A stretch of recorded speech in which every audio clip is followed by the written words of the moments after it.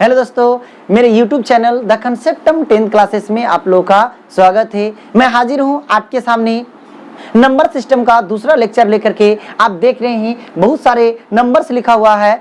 तो सबसे पहले हम लोगों ने जाना था कल के जो है वीडियो में, इससे ठीक पहले वीडियो में जाना था रियल नंबर्स, वास्तविक संख्या। कोई एक संख्या था और उसका पावर करने पर यदि आ गया था वो पॉजिटिव, तो उसे कहते वास्तविक संख्या। उसके बाद फिर हम लोग जाने थे काल्पनिक संख्या है, कोई एक संख्या उसका स्क्वायर करने पर वो आ जाता है निगेटिव, तो उसको क्या कहते हैं अवास्तविक संख्या।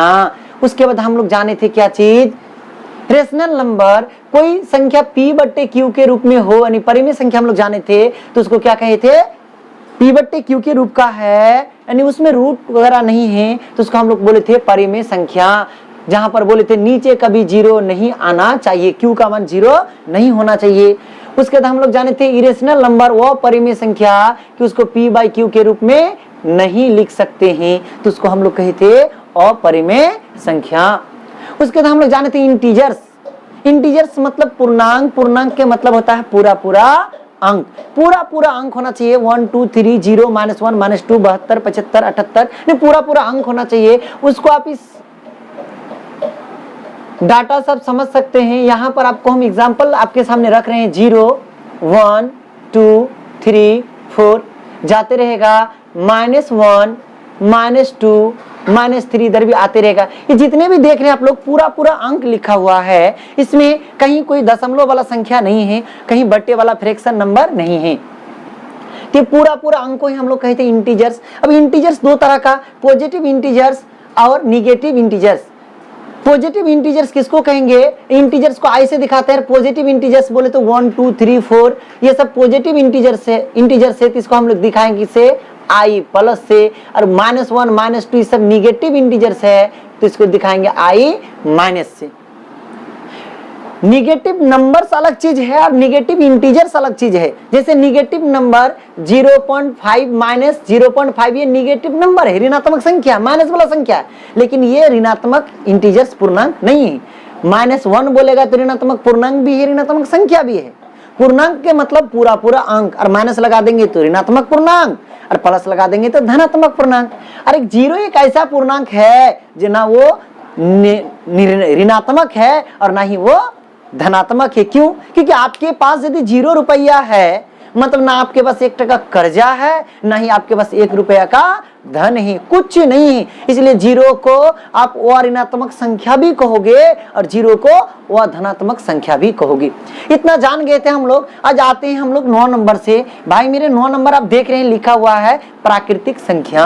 बहुत ही आसान सा है 9 नंबर प्राकृतिक संख्या।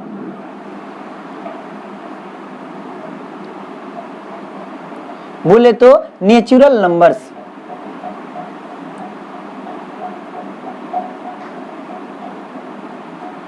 संख्याएं, नेचुरल नंबर्स बहुत ही आसान सा चीज है कि गिनती की संख्या को प्राकृतिक संख्या कहते हैं। काउंटिंग नंबर जो होता है, जो गिनती की संख्या होता है,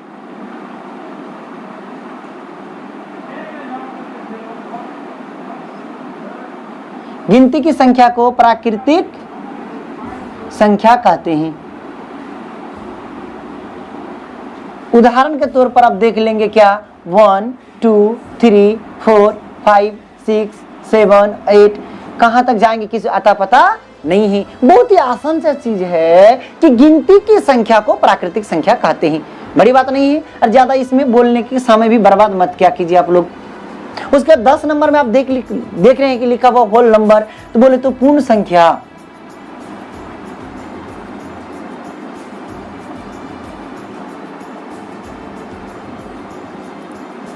पूर्ण संख्याएं बहुत आसान है। पूर्ण संख्याएं सिर्फ प्राकृतिक संख्या में 0 शामिल कर दीजिए, बन जाएगा वो पूर्ण संख्याएं। प्राकृतिक संख्या बोले तो गिनती की संख्या, गिनती की संख्या में सिर्फ 0 ऐड कर देने से बन जाता है वो क्या चीज, पूर्ण संख्या। जैसे आप कह सकते हैं क्या चीज, प्राकृतिक संख्या और 0 के सम्मिलित रूप को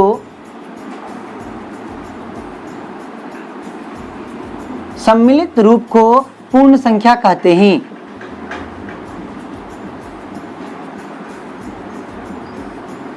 जैसे उदाहरण के तौर पर आप देख सकते हैं, बहुत ही आसान सा, कि प्राकृतिक संख्या में सिर्फ 0 जोड़ दीजिए तो 0 से स्टार्ट हो जाएगा। 0 1 2 3 4 5 6 सो 1, कहाँ तक तो कोई आता पता नहीं है। अब यहाँ गौर कीजिए आप लोग, एकदम ध्यान दीजिए आप लोग।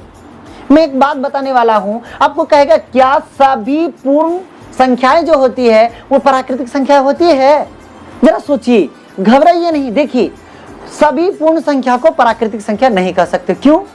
क्योंकि देखिए यहाँ पर एक 0 है जो पूर्ण संख्या है, लेकिन वो प्राकृतिक संख्या नहीं है। इसलिए आप ये पॉइंट को नोट कर सकते हो कि सभी पूर्ण संख्या प्राकृतिक संख्या नहीं होता है, किंतु सभी प्राकृतिक संख्या पूर्ण संख्या होता है। मतलब 1 है तो इसमें 1 तो है ही नहीं जी, 1 2 3 4 तो इसमें तो 1 2 3 4 है। इसलिए आप स्टार पॉइंट में लिख सकते हैं आराम से कि सभी पूर्ण संख्या प्राकृतिक संख्या नहीं होता है। सभी पूर्ण संख्या प्राकृतिक संख्या नहीं होता है। जैसे कौन है तो 0 है। 0 एक तो पूर्ण संख्या है, किंतु वो तो प्राकृतिक संख्या है नहीं। इसका ठीक उल्टा आप कह सकते हैं कि सभी प्राकृतिक संख्या को पूर्ण संख्या कह सकते हो। 1 तो इसमें ये है, 1 2 3 इसमें भी सब कुछ नहीं, ये सारा चीज इसमें मिल जाएगा, लेकिन इसका सारा चीज में से जो 0 है, 0 ही ऊपर नहीं मिलेगा। इसलिए आप आराम से कह सकते हैं कि सभी प्राकृतिक संख्या पूर्ण संख्या हो सकता है। सभी प्राकृतिक संख्या पूर्ण संख्या होता है। सकता क्या दूर की बात, होता है। देख सकते हैं आप लोग, इतना आप लोग आराम से समझ गए कि गिनती की संख्या को प्राकृतिक संख्या कहते हैं। और प्राकृतिक संख्या में 0 शामिल कर दिए, देख लीजिए केवल 0, इतना ही चीज है, केवल 0 शामिल कर दिए तो बन गया क्या चीज? पूर्ण संख्या। इसमें 0 है लेकिन इसमें 0 ठो नहीं है, इसलिए लिखा गया कि सभी पूर्ण संख्या प्राकृतिक संख्या नहीं होता है, लेकिन सभी प्राकृतिक संख्या को पूर्ण संख्या कहते हैं। इतना समझ गए। अब आते हैं अगले पर। अगला आप देख रहे हैं लिखा हुआ है क्या चीज? 11 नंबर को आप जरा देखेंगे तो आपको दिखाई पड़ेगा। 11 नंबर देख लीजिए आप लोग, तो 11 नंबर में लिखा हुआ है इवन नंबर। क्या है? एकदम बहुत ही आसान सा चीज है। नंबर सिस्टम आप लोग जान जाइए, फिर बहुत सारा चीज मैं आप लोग को सिखाने वाला हूं।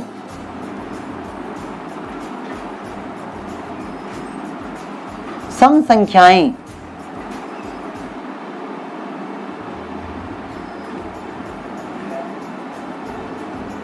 सम संख्याएं बहुत ही आसान सा है।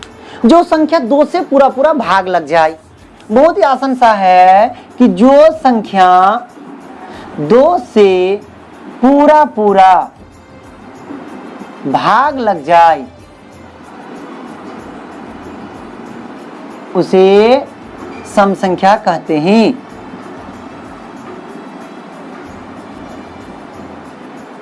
फॉर एग्जाम्पल के तौर पर आप देखेंगे 2 4 6 8 10 12 14 जाते रहेगा। इसको क्या कहेंगे? सम संख्या कहेंगे। अब देखेंगे सम संख्या का थोड़ा सा आप क्या कीजिए, उसके प्रॉपर्टीज को समझने की कोशिश कीजिए, उसकी विशेषताओं को देखिए। सबसे पहली बात डेफिनेशन कह रहा कि जो संख्या 2 से पूरा पूरा भाग लग जाए।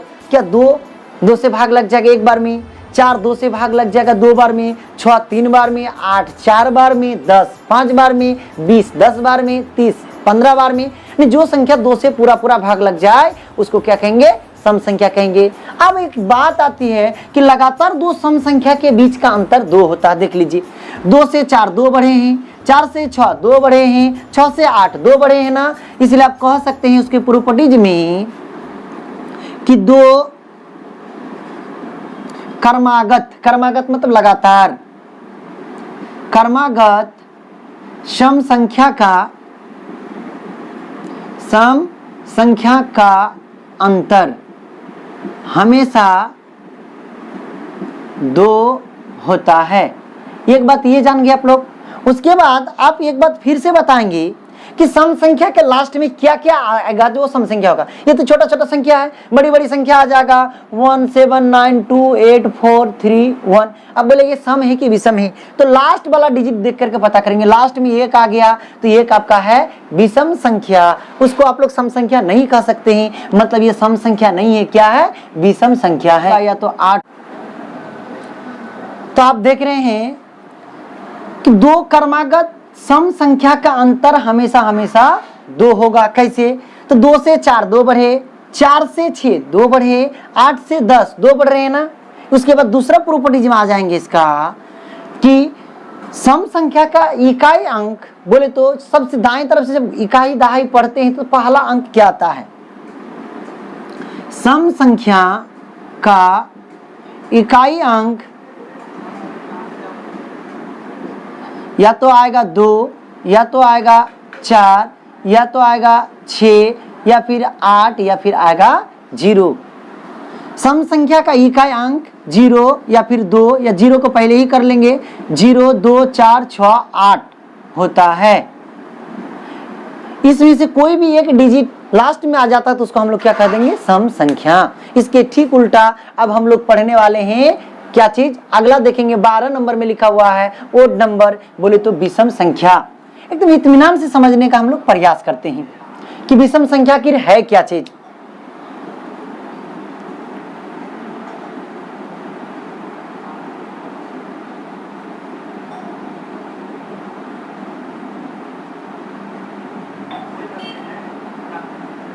विषम संख्या क्या है, तो इससे ठीक पहले पढ़े हम लोग कि जो संख्या 2 से पूरा पूरा भाग लग जाए उसे कहते हैं सम संख्या। इसके ठीक उल्टा हम लोग क्या पढ़ेंगे, जो संख्या 2 से पूरा पूरा भाग न लगे,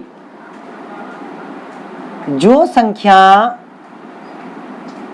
2 से पूरा पूरा भाग न लगे, कॉमा, उसे विषम संख्या कहते हैं। उदाहरण के तौर पर आप देख सकते हैं 1 3 5 7 9 11 13 इस तरह जाते रहेगा। फिर उसी तरह से अंतर देखें, लगातार कोई भी दो संख्या के बीच का अंतर देखिए, 3 से 5 2 बढ़ा है, 7 से 9 2 बढ़ा है, 11 से 13 2 बढ़ा है। यानी आप कह सकते हैं कि दो क्रमागत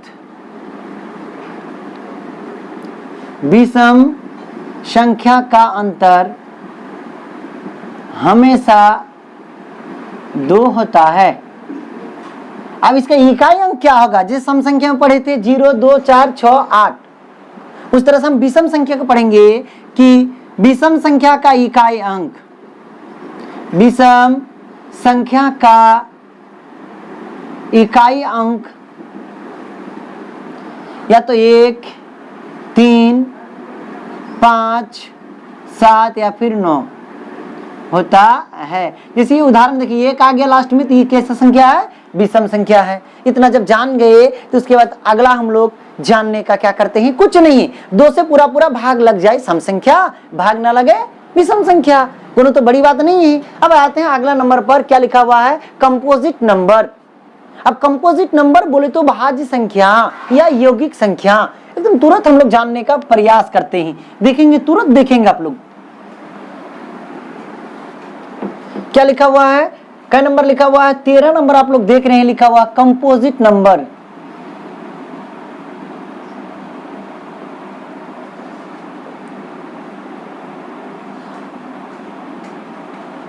बोले तो भाज्य संख्या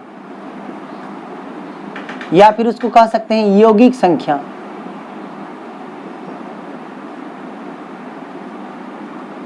इसका भी डेफिनेशन बहुत जल्दी आप लोग दे सकते हैं, आराम से दे सकते हैं। कैसे, भाज्य संख्या जो भाग लग जाए। और एक बात और जान जाओ कि 1 से तो दुनिया का कोई भी संख्या कट जाएगा, खुद से तो कोई भी कट जाएगा, इसलिए 1 और स्वयं मतलब अपने आप को छोड़कर यदि किसी दूसरे संख्या से कोई संख्या कट जाता है, जैसे देखिए 2 तो 2 तो 2 से कट जाएगा, 1 से कट जाएगा, 3 तो 3 से कटेगा, 1 से कटेगा, और किसी से तो नहीं कटने वाला है।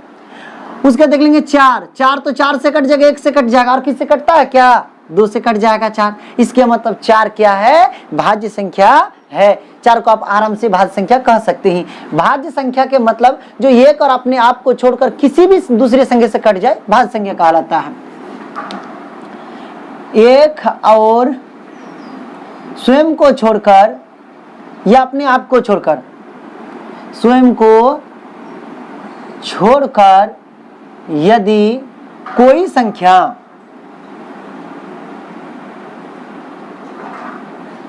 एक और स्वयं को छोड़कर यदि कोई संख्या किसी अन्य संख्या से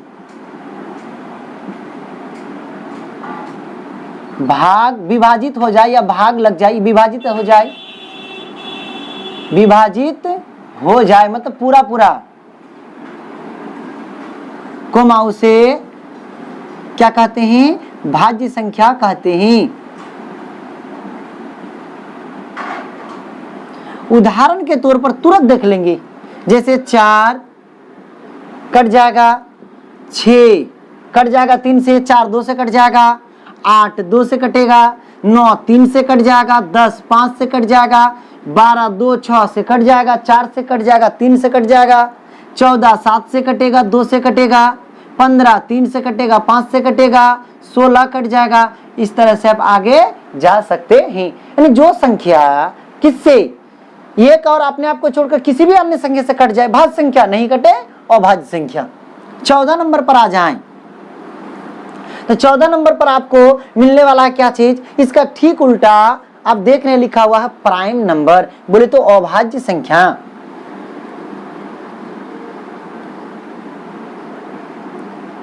अभाज्य संख्या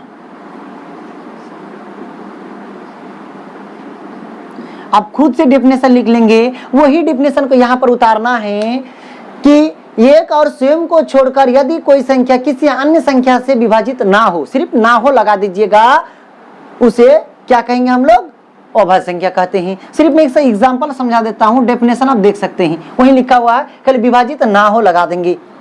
जैसे आप कह सकते हैं 2 किसी से कटेगा, 2 को छोड़ करके, 3 कटेगा नहीं, 5 नहीं कटेगा, 7 नहीं कटेगा, 9 तो कट जाता है। अब जो भी आएगा विषम संख्या आएगा आगे। उसके बाद फिर आ जाएगा आपका 11, फिर 13, 14 कट जाएगा, 15 कट जाएगा, 16 कट जाएगा, 17, 19, 21 कट जाता है, 23, 24, 25, 26, 27, 28, 29, 31, 37, 41, इस तरह से आगे बढ़ते जाएंगे। ये सारा क्या है? अभाज्य संख्याएं हैं। अब आप देखेंगे इन सारे अभाज्य संख्याओं में एक ऐसा संख्या है जो बिल्कुल अलग है। 2 को देखिए, यह जितना भी अभाज्य संख्या सब कोई विषम संख्या है सिवाय 2 को छोड़कर। तब कह सकते हैं कि कई गो सम संख्या है जो कि अभाज्य माना जाता है। तो एक के गो है? वो कौन है? 2 एकमात्र ऐसा सम संख्या है जो क्या है? अभाज्य संख्या है। तो लिख सकते हैं 2 एक मात्र ऐसा सम संख्या है जो अभाज्य है। अभाज्य संख्या भी है। बाकी जितने भी अभाज्य संख्या है वो सारा के सारा क्या है? विषम संख्या है। उसके बाद लास्ट में आप आ जाएंगे क्या चीज? Twin prime number. कोई भी लगातार 2 और प्राइम नंबर के मतलब आप जानते हैं क्या चीज? भाई मेरे अभाज्य संख्या लगातार 2 या कोई भी 2 वैसी अभाज्य संख्या जिसके बीच का अंतर 2 हो, उसी को कहेंगे ट्विन प्राइम नंबर। देखेंगे इसका डेफिनेशन पहले देखते हैं, तब फिर हम लोग समझने का प्रयास करेंगे। तो आराम से देखते हैं इसका डेफिनेशन। ट्विन प्राइम नंबर, जुड़वा अभाज्य संख्या।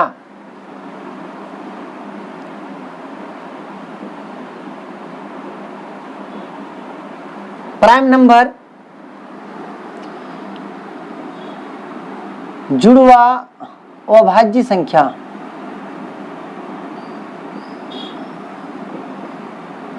वैसी 2 अभाज्य संख्या जिसके बीच के अंतर 2 हो, वैसी 2 अभाज्य संख्या जिसके बीच का अंतर दो हो उसे क्या कहते थे? हेडिंग का, तो हेडिंग में क्या है?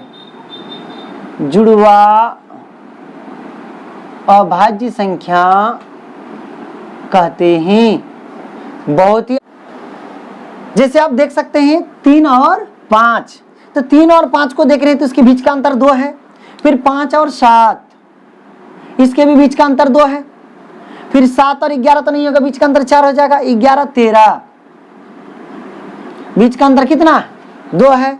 फिर आप देख सकते हैं 19 और 17 और 19, 13 तो 15 होना चाहिए तो नहीं है, तो 17 19। इसी तरह से आगे आप बढ़ सकते हैं कि वैसी दो अभाज्य संख्या जिसके बीच का अंतर कितना होना चाहिए? 2 होना चाहिए, उसी को हम लोग क्या कह देंगे? उसको जुड़वा अभाज्य संख्या कह देंगे। तो आपको किसी प्रकार का कोई यदि तकलीफ है तो आप हमें जो है कमेंट बॉक्स में नीचे लिख सकते हैं। यदि हमारा वीडियो आपको अच्छा लगा तो ज़्यादा से ज़्यादा दोस्तों को जोड़ेंगे, कैसे? तो शेयर करके। यदि हमारे चैनल में आप पहली बार हैं तो हमारे चैनल को सब्सक्राइब जरूर करें। धन्यवाद।